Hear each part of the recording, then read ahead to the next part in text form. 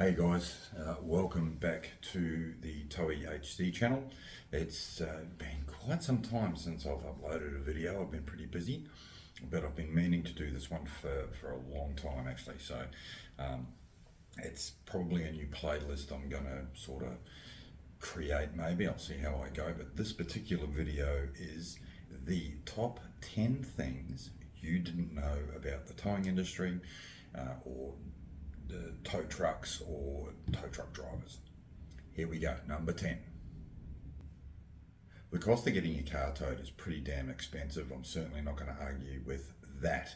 However, at the same time, our equipment is very expensive too. And so if I outline it for you basically, and these are just rough figures based on the last truck that I bought, which was in 2020. So it basically cost 182,000 plus another $5,000 for insurances, $8,500 rego, stamp duty, all that kind of stuff. So we're sort of pushing towards the 200 mark to get it on the road, right? If you were to buy a new Tiltray these days, you're looking at an easy $200,000. You could go as high as 220, and that's just for a normal Tiltray with a gross vehicle mass of 11 tonne. So it is pretty damn expensive.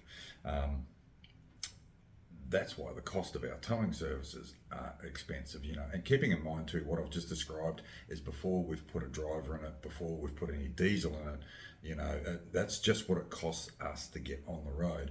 And in some states, like, well, you know, I was towing in Victoria before, you know, if you're putting a tow license on that tow truck, well, you can add another $150,000 on top of that cost. So you can sort of see why our costings are right up there. And I should mention too that with accident towing in particular, yeah, the costs are a lot higher now in a lot of states, and I'm going off places I've towed in. So I haven't towed in the Northern Territory or Perth. I haven't towed in Adelaide, so I'm not quite sure how it works there.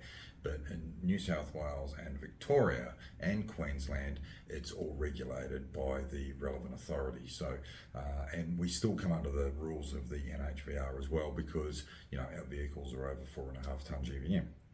So in those states, the accident towing is regulated, and we do an accident tow at a set price. So if we're quoting you a price when we're going to tow your vehicle from the scene of an accident, it's not us that set the price, it is the government, and we must abide by those, you know, prices. Number 9, so there is a vast difference between the cost of an accident tow and the cost of a breakdown tow. And I've just briefed on, you know, while I was going through number 10, what the accident rates are and who sets them and so forth, right? But there's another factor too, and it's the risk factor, right? So really when we're going to an accident there, the risk factor is huge. There's a lot going on, there's other vehicles there, there's people running around. Depending on where it is too, we could still have traffic flowing through and what have you, say on a freeway or at a busy, you know, 4 or 5 way junction. So the risk factor for us is extremely high.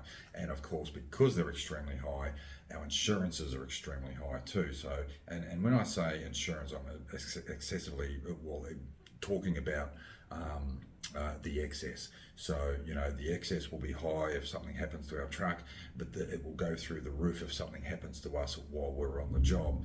And so there's a, you know, rule of thumb, more risk, higher the cost.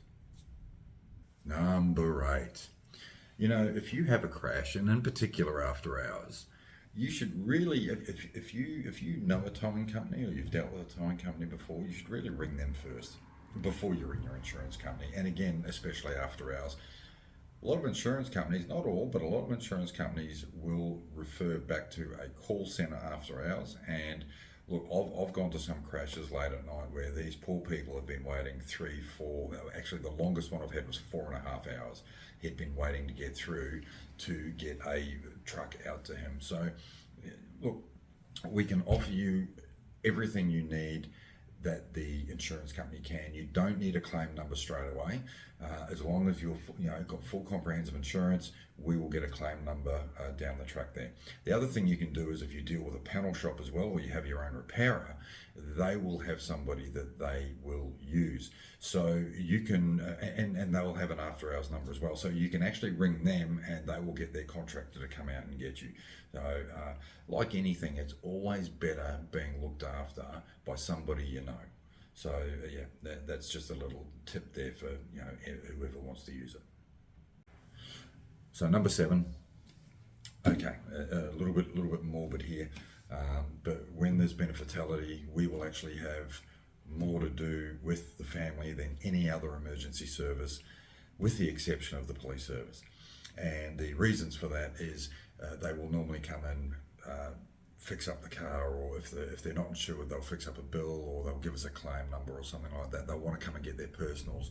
They'll just want to tie that a little bit up. And we do need to, and in fact we do show a lot of empathy towards these people, and especially in particular times of the year. Christmas is always a hard one. So we have a lot to do with the families, and then once they've done everything they need to there, we take care of everything else and go from there. We give them as much time as they need to walk around the car if need be. Some people choose not to, but most people choose to. I'm not sure why, I'm sure they have their reasons, but we just give them all the time they need, and try and help out in any way we can. Number 6, which sort of follows on from number 7, is we are first responders, and not everybody's going to agree with that. I don't really care, but we are first responders, and everybody, when we go to an incident, everybody has a role. The police, the fireys, the ambos, or it could be the SES or volunteer fire service there. They all have their roles to do, and guess what? We have our roles as well. When everything's said and done and those cars need to be removed, we have a role to move those cars or retrieve those cars and get them off the road so the road can be cleared and opened up again. Pretty quick one, this one, but we're classed as first responders, and that's it, done and dusted. So number 5, I think I'm up to number 5. I'm pretty sure I'm up to number 5 anyway. We'll soon find out. But we have the right to refuse any job we see fit. So if we think the job is too dangerous, if somebody we goes to has a real attitude problem, or for whatever reason, it could be anything. Usually danger is the biggest factor that we will refuse to do a job, in my experience. And look, we've got the right to refuse it, and sometimes we're not doing it just for our safety. Sometimes we're doing it for the customer's safety as well, and we do explain that. So there are times we may not be able to do a job straight away. We might have to go back later. There could be some jobs there we may need police assistance. There could be a car that we need to retrieve that we may have to call the fireys out for because we've deemed it a fire risk, stuff like that. So for things like that, don't think that just because we turn up we have to get you. There could be some litigating circumstances where we may turn around and go, we can't do that job, but we'll give you the reason why. So number 4, and it's going to follow on from number 5 that I just spoke about there. So number 4 is we don't take any shit. We just don't. So we're in a pretty high-strung job at the best of times, but if you think that contracting our services and then giving us a hard time, like you would say, give somebody a hard time at a Myer store behind a counter where they're not necessarily, going to answer you back, think again. And again, it's going to go back to we've got the right to refuse a tow if we see fit. So if we rock up there and you're going off your tree or you're having a bad day, and everybody has a bad day, I get it, don't get me wrong, but you tend to start peeking out just for no reason and stuff like that. We're going to leave. It's as simple as that. If we start getting a bit of name calling, well, you should probably be careful there, because we're going to call you a few names back, because we just simply don't appreciate it. We're there to help you. And and I can hear people saying now, oh yeah, but what if the towie's been having a bad day and he's giving us a bit of grief? Well, you know what? That's fair enough. in that instance, what you could probably do is just put up with it. You can tell him or her to leave, if you and contact another towing company. There's no problems doing that.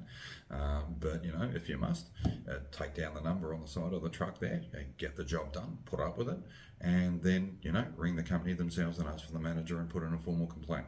So, but no, seriously, we're not in the mood. We just don't take any garbage. It's as simple as that. So number 3, and this is quite an interesting one, right? So number 3 is we already know how to get your car out just like you knew how to get it stuck. I can't count the amount of recoveries I go to where we have people trying to tell us our job when look, we already know how to do our job, and we do our job very, very well. There's probably a few comments floating around on other sites and stuff like that about, he didn't do this and he didn't do that and he didn't do the other. Hey, not 100% of us are all perfect, but that goes with any industry. But we already know how to do our job. A good example is if you're in the scrub or your car's gone down an embankment or it's on its roof or stuff like that, I'm going to be deadly honest with you. There's probably no way we're going to be able to get that car back up onto the ground without causing further damage. And that's just the way it is, After all, we didn't park it there. So, it's that's a big thing, For the most part, though, and I should mention this, and it's very fair to say, for the most part, people are great. They're just happy to see us, and get them out and so forth. And we will offer advice and say, look, this is what I recommend you do. But there is a small percentage of people, and I guess like any business, where they're not too happy, and they may sort of get a little bit uppity, and all I can say to that is refer to the last part of this video I just spoke about. Number 2, so what are you really paying for when you contract a towing service? You're paying for the truck, obviously. You're paying for the driver, you're paying for the fuel, and so forth. So there's a lot of things that you pay for, but what you're really paying for, what you're 100% paying for, is you're paying for the convenience of somebody answering that phone 24 hours a day, 7 days a week to come get you. That's what you're paying for. It's the convenience of knowing that we're going to say to you, no dramas, got all your details, and I'll see you soon. That is what you're paying for.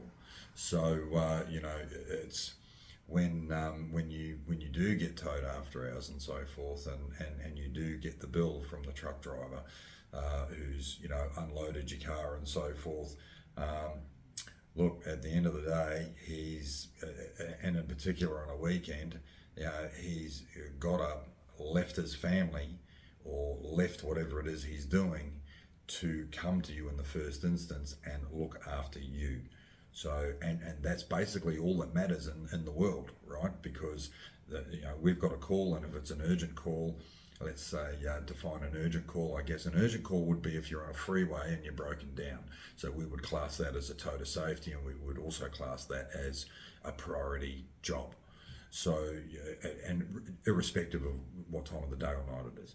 So we're quite prepared to do that. It's and we will come and get you.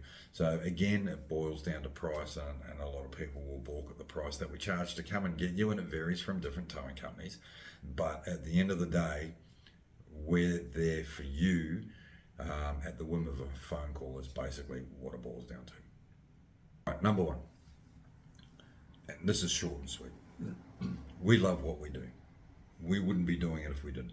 And I've got over 30 years in the towing industry, and I've loved every minute of it. I've met some awesome people. In the last couple of years, I ended up volunteering for the SES, and I totally love that as well. It's sort of like a chance for me to give something back, and I really enjoy that. But I also bring a set of skills along there with it as well. While at the same time I'm learning stuff, so it's pretty damn cool. But at the end of the day, we love what we do, and you can always pick them too. You always know when you've got an operator. And notice I didn't say driver, right? I said operator.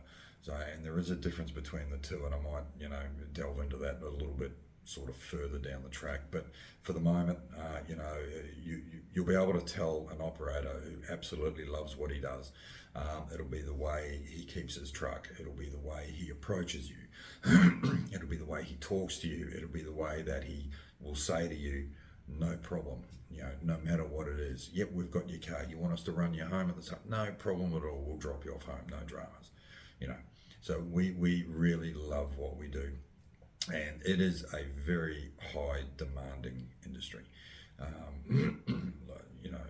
It's sometimes the things we see and the incidents we go to are not for the faint-hearted, but we do it because we love it, because we love helping people. So there you go. There's a top 10, my very first one. And I probably should mention as well that everything I've just spoken about here is based on my own experience in my time in the towing industry. Everybody approaches their job different, and that's fine. But as I said before, I've met some very, very interesting people. It's just made me want to do more for them, and it just makes me love my industry more as well. So I hope you enjoyed that. If you think I missed anything out there, please leave a comment down there. And providing it's a legitimate comment too. We're not into the old keyboard warriors. Thanks, but I hope you've enjoyed this, and I'll try and upload another vid in the not too distant future. So, but in the meantime, drive safe, and I really mean that, because last year's road toll was horrendous. So drive safe, and I look forward to talking to you or seeing you very soon.